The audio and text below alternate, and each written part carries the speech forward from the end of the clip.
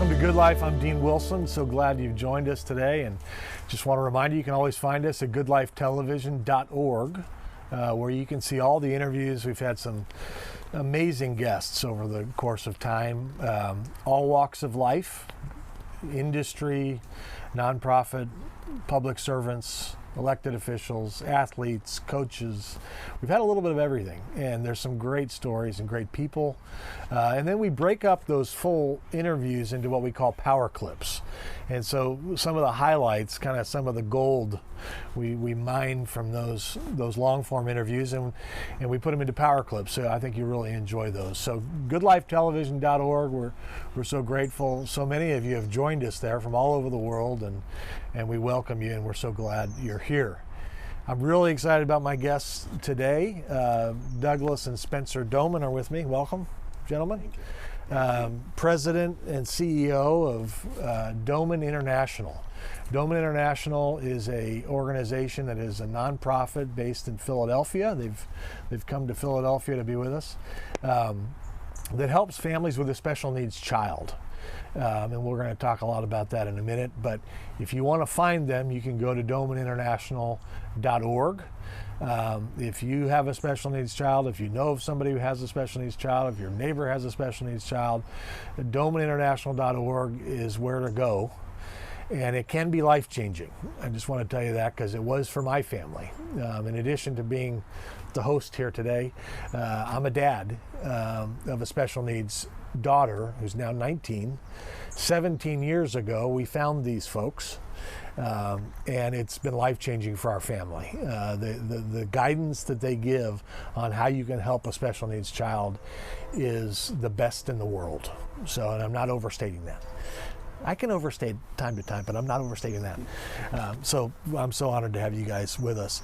Today's program, we're focusing on one category of brain injury. Broadly defined, you guys use the term brain injury as kind of an umbrella over all these dozens of diagnoses. One of those diagnoses that parents get, and probably the most prominent one today and over the last 10 years, is autism. There's been really an epidemic of autism over the last, 20 years or however long.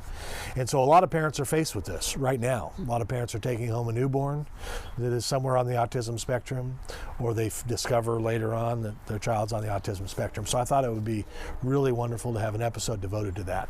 So maybe I'll just give a couple quick statistics on autism. And we're also going to talk about ADD and ADHD as well, but let's start with autism. 1 in 160 children worldwide experience some sort of autism spectrum disorder. 1 in 54 children in the U.S. experience some sort of autism spectrum disorder, and it's 4 times more common in boys than girls. Talk about autism. What is it, and how you all help families?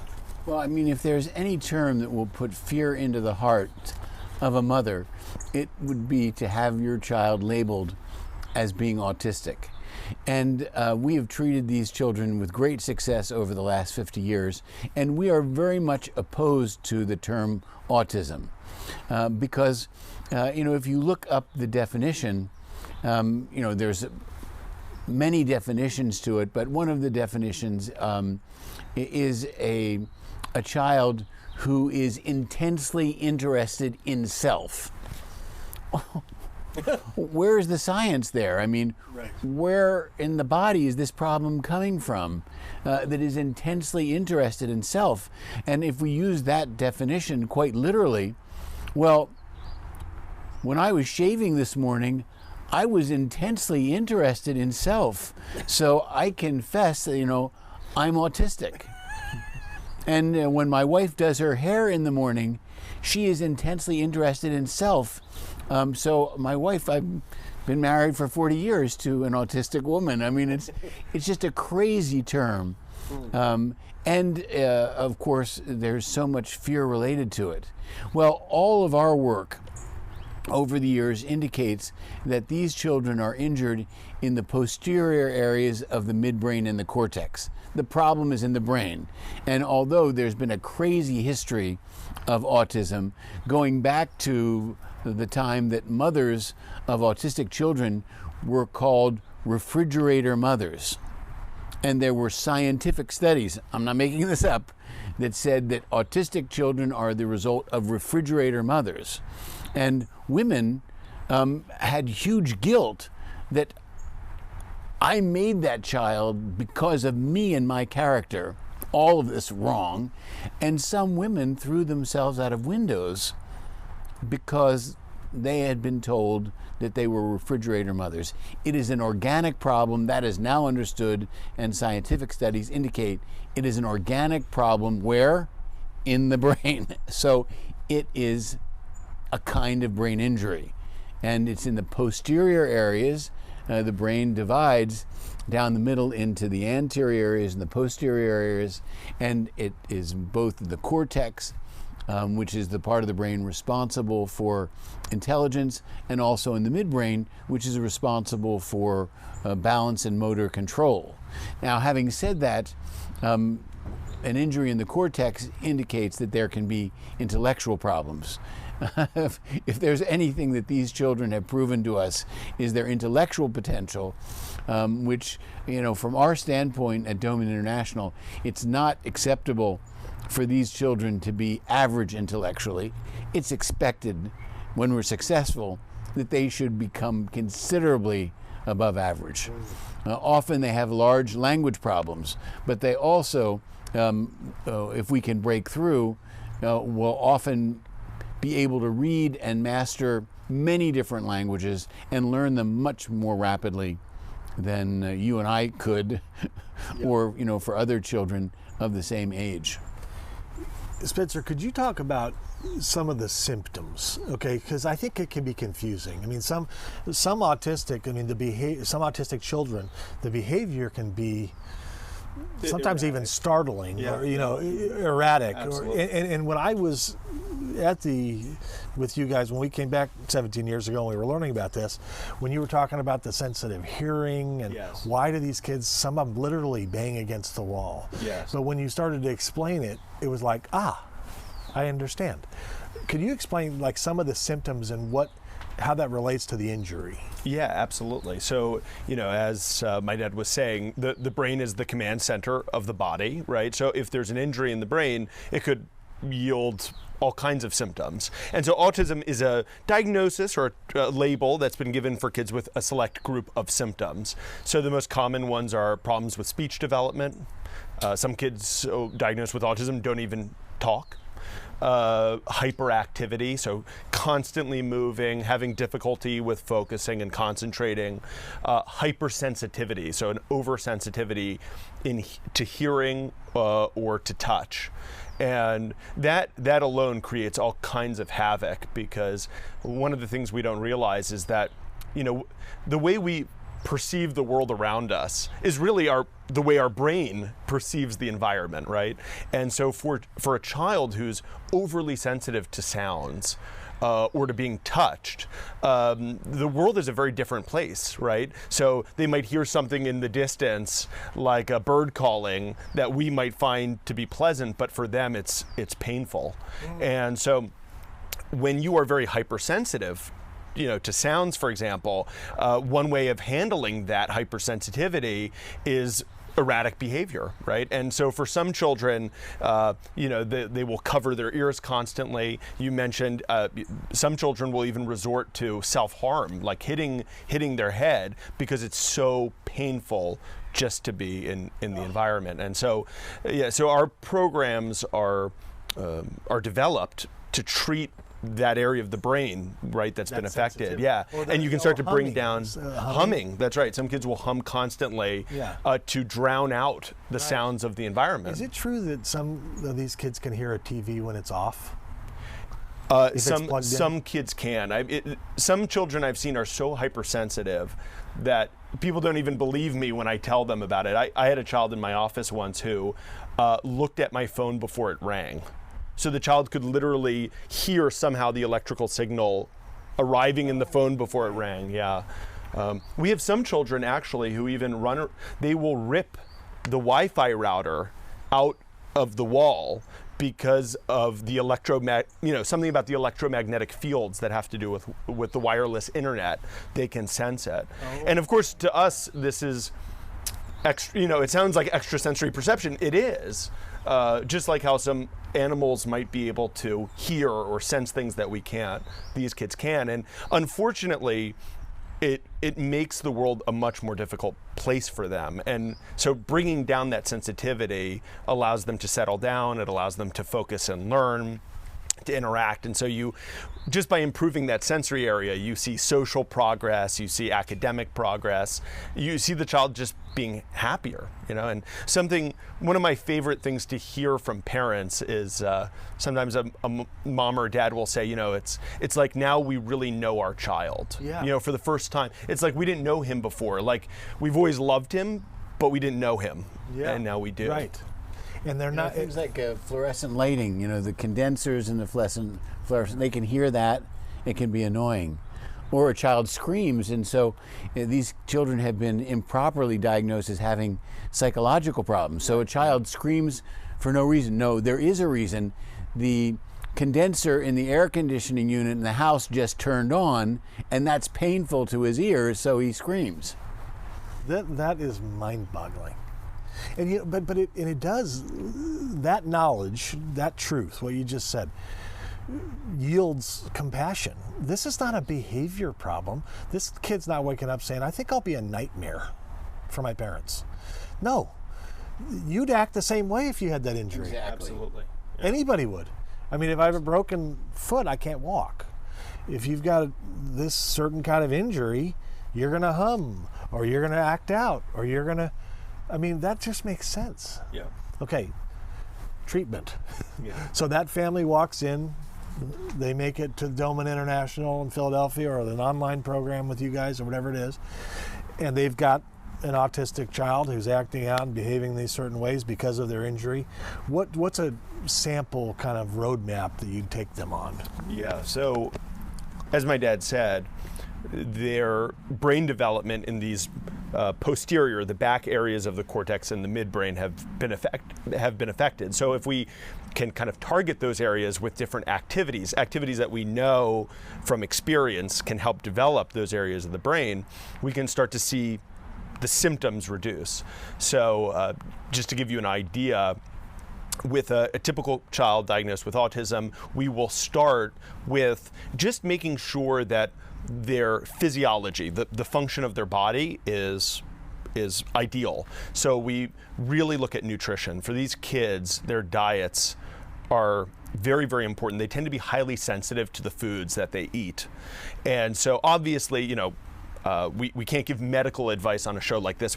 Every child is different, but there are specific foods for certain kids that they are intolerant to. Foods like wheat, dairy, sugar is a big issue for these children, and so we really have to taking these out of the children's diet 40 years ago. In some cases it's considered new, and nothing new from our standpoint. Yeah, exactly. Yeah, and I do have to say that maybe of any part of the Doman method, if you kind of look at the outside world, nutrition is more wide. There's a lot of more knowledge in the world for kids specifically with autism. A lot of parents now know this from just doing their own research online that certain foods can be problematic. So we look at the child's diet. We look at what are specific cognitive activities that we can do to teach these kids in the best possible way. And so we have a reading program, a math program, various cognitive programs that are designed to be as effective as possible for these kids. So, we do, for example, short sessions, but repeated throughout the day. So our programs are tailor-made so that these kids can learn in the quickest and easiest way.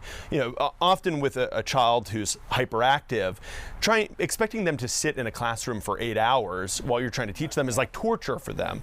So doing it in the right way is really important. physical activity is essential. And so we have specific programs that for some children, we might do a running program because running is an aerobic activity. So a lot of people know aerobic activity is great for fat burning, right? But it also happens to be best for brain function and development.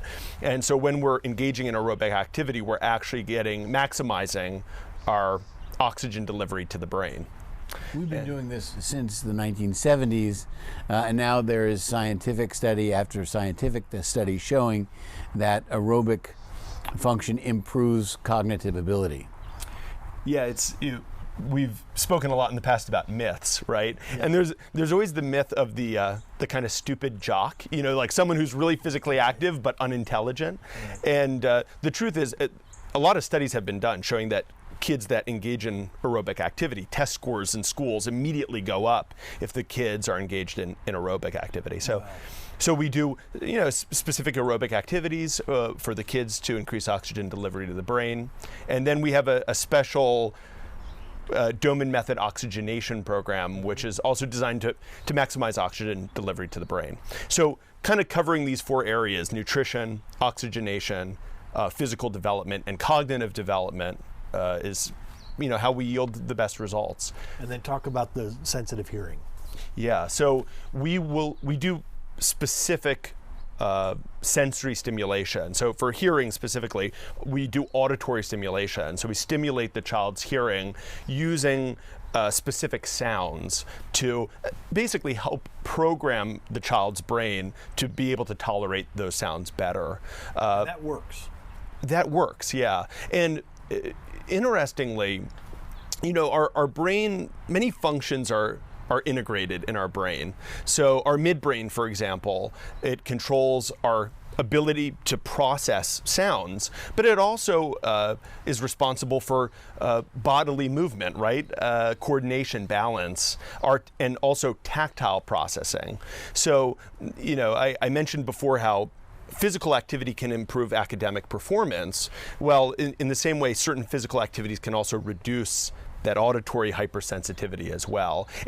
Maybe it's not obvious or common sense, but I think once people understand how the brain works and how one area of the brain is responsible for many functions, you can understand how if you target that part of the brain, you can yield results in other areas.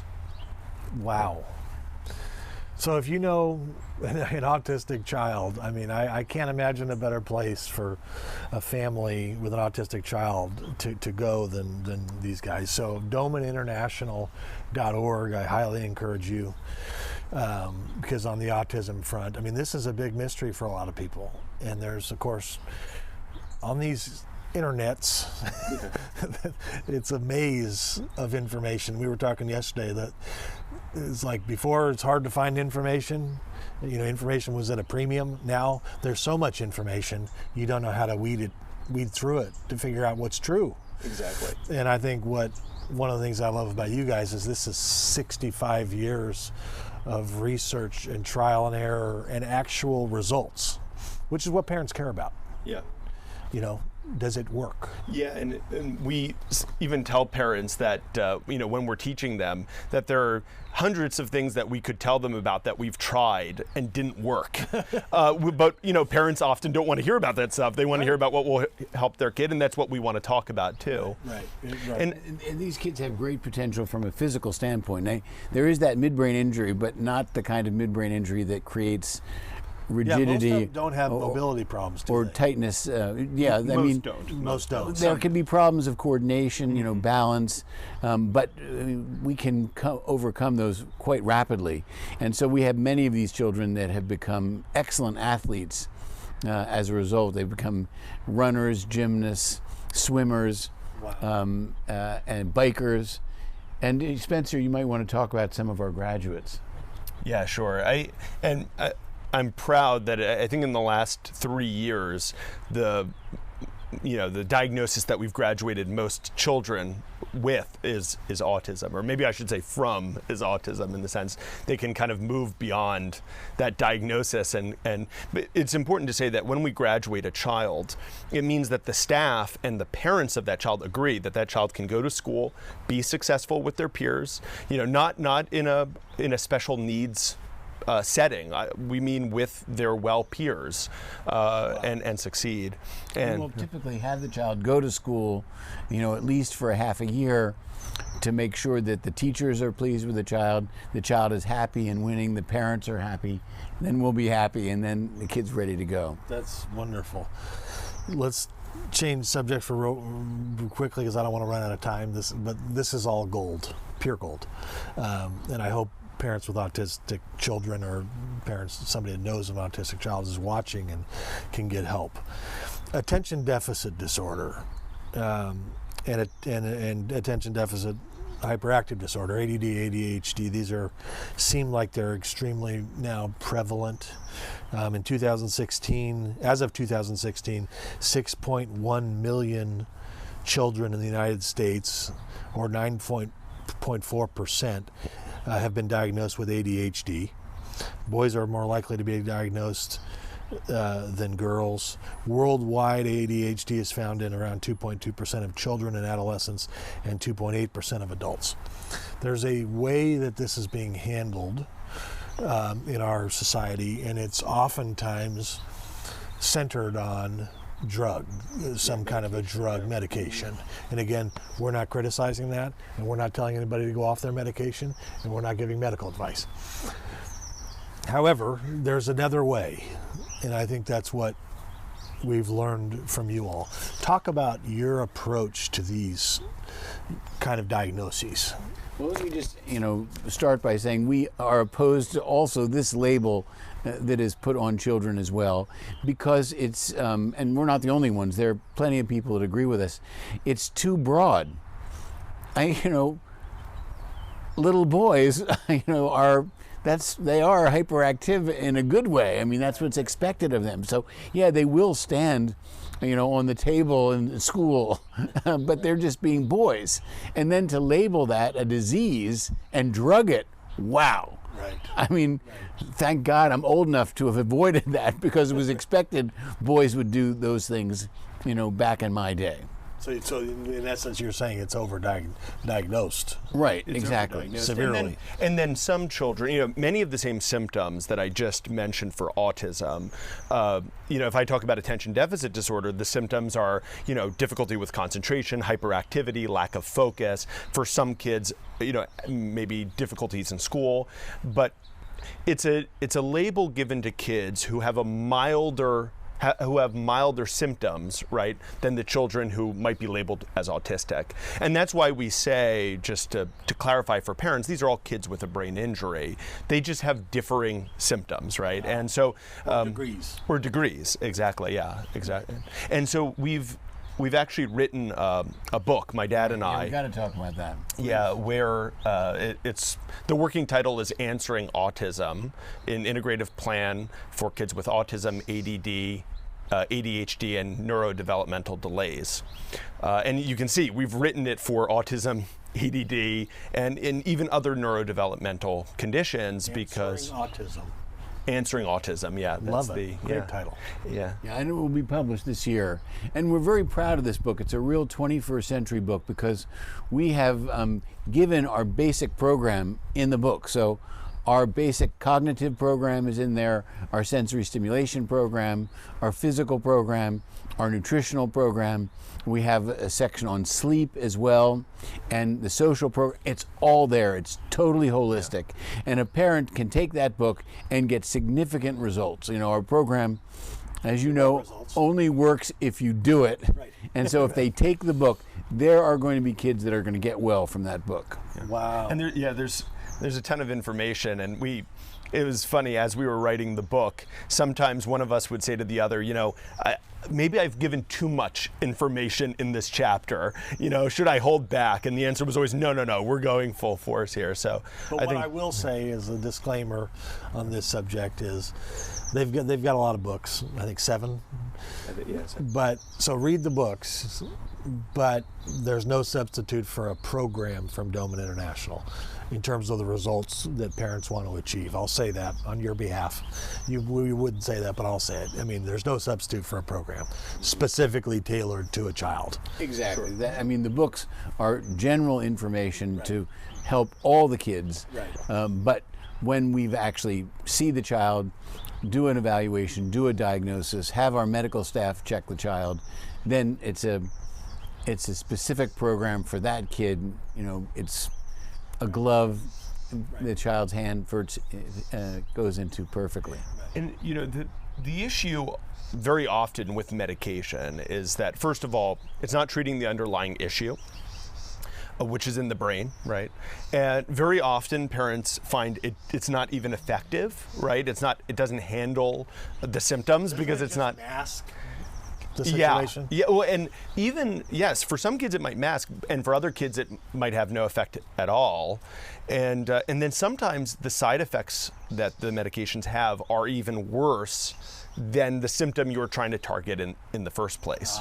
So maybe you're trying to address the attention issue, and maybe the child now has better attention, but they have violent outbursts, as a side effect, or they you're can't just sleep. trading. Yeah, you're trading kind of one issue for another. Right. And for some kids and some parents, unfortunately, that is a tough road to go down, because sometimes then other medications are given to try to treat the side effects of the first medication. Right. And so unfortunately we see, I saw a 3-year-old 2 weeks ago who was on 5 different medications. Whoa. I've been doing this for years, but 5. Wow. Spare me. Imagine if you and I were taking that, Dina. I may need that, but arguably. Guys, we're out of time. It flies by when we're talking about these subjects, but autism, attention deficit disorder, ADD, these kinds of diagnoses related to behavior, related to hyperactivity, sensitivity. If anybody's watching, please reach out, domaninternational.org. These folks can help. So thank you guys. Thanks for being here. Thanks, Steve. Our pleasure. We'll see you next time.